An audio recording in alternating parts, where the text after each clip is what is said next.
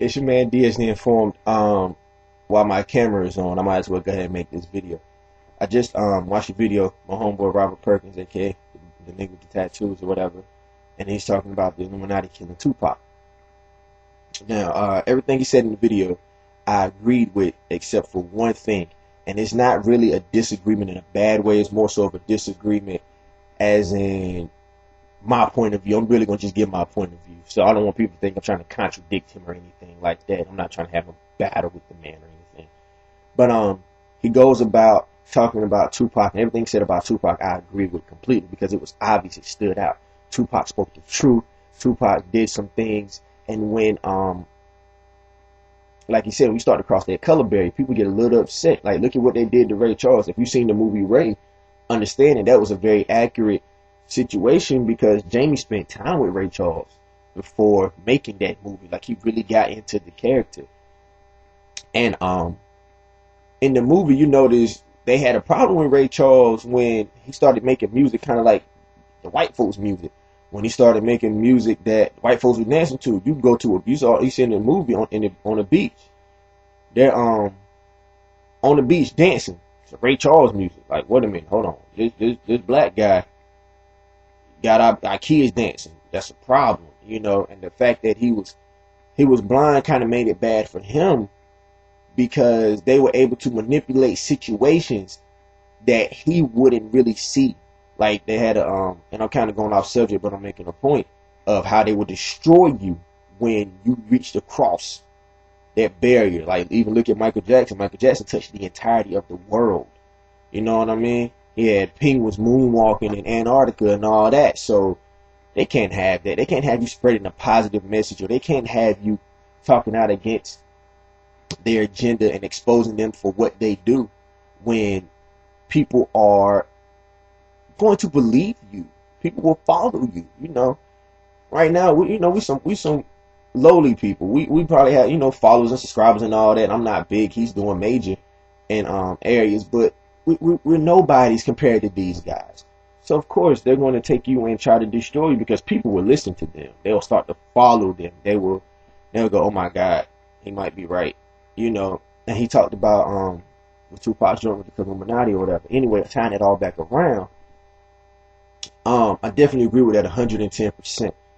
The thing that I was going to come up here and talk about really was his thought process of Biggie, which was a great theory, and I loved it. I never thought of it that way. It was basically a continuation, basically keeping it where, oh, it's one thing here, it's one thing here. So if we kill off this guy, we have to take out this guy in order for it to seem realistic, And I was like, you know what? Maybe, just maybe, that could have been true. But my theory on it was Biggie had to go to make room for Jay-Z.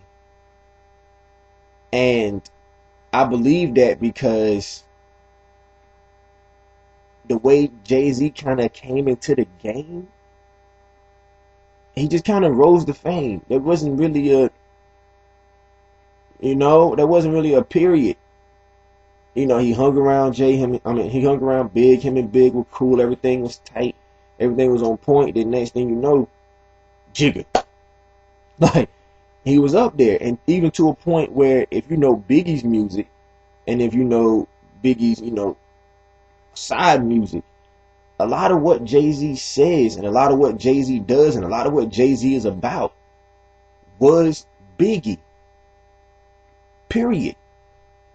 And he even shouts out Big. And maybe they had side by side dreams together. But I really look at it as Jay-Z was the official trade-in for Big. I haven't heard of it any other way. And I haven't seen it any other way. If you know anything about the Illuminati, they have these sacrifices and all this blah, blah, blah, blah. And everybody says that was Diddy. That was Diddy's doing.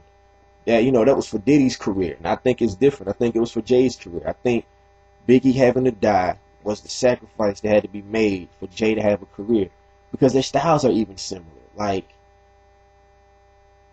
after a while, Jay changed.